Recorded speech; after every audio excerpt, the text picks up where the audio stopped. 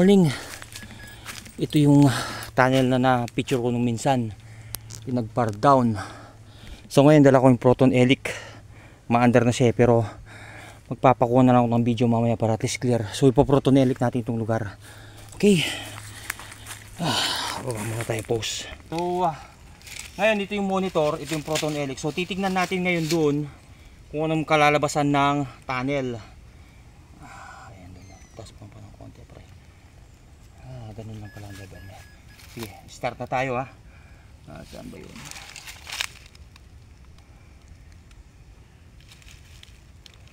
Yan, so titirahin muna natin siya dun. Yan, ganyan lang kadali gumamit ng Proton Elic. Laser yung ginagamit. May laser light. Kasi kino-cover up mong every square meter ng lugar. So makikita mo yan, babayan na yan. Cover up mo. So titignan natin hanggang doon sa taas. Ayun ang tunnel. Sabit yung nalilitaw sa ano. Lapit pa tayo rito pre.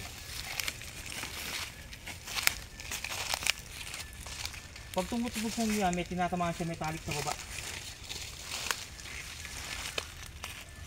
So ito yung nalocate ko nung una na misteryosong tunnel na hindi ko lang kung nalocate ko rito. But titignan natin sa Proton Elic kung ano nga nalocate natin dito. Kung natural mineral siya ng bundok or baon ng tao na pinaan dyan sa loob ng kuweba. Magkikita rin natin yan So dapat every detail kukunin mo yan.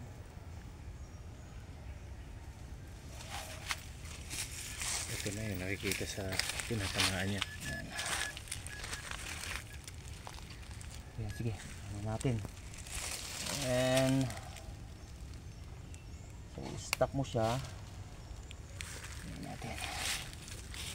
Formulate siya. Wait na pre.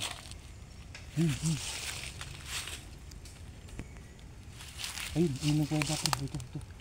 Meron siyang daan sa baba. Ito yung void. Yes, yan. Ibig sabihin, ginawa siya ng tao.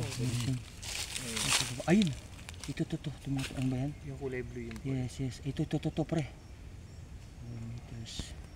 Ayun pa, meron pa doon. Ayun, dalawa. Dito.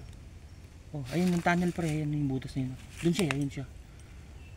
So pababa? Yes, pababa siya. Ayun. Pababa. Okay, susundan ka namin. Ayan. Ito pre, duda ko rito. Ayan nag-isolated siya Yan. Isolated yan Isa na yan? Yes, isolated siya Parang nilagay siya ng kusa doon. Tapos meron pang cavity. Cavity yung blue na to yan? Yes. Cavity yan. 6 meters. Ito duda ko rito pre. Yan. Ayun pa. So, itong dito, mga mineralization. Pero malalaman din natin pagbaba natin. Tapos itong mga to. Malinaw ang mga yan out of nowhere May hugis sila meron pang kuweba. Mga cavity siguro to. Yan. Ayun siya. Pababa siya pre. Straight pababa? Wala din sa bunganga? Yes, straight pababa. Titignan natin. Ayun siya, doon siya. Hindi ko na siya naitaas hanggang doon.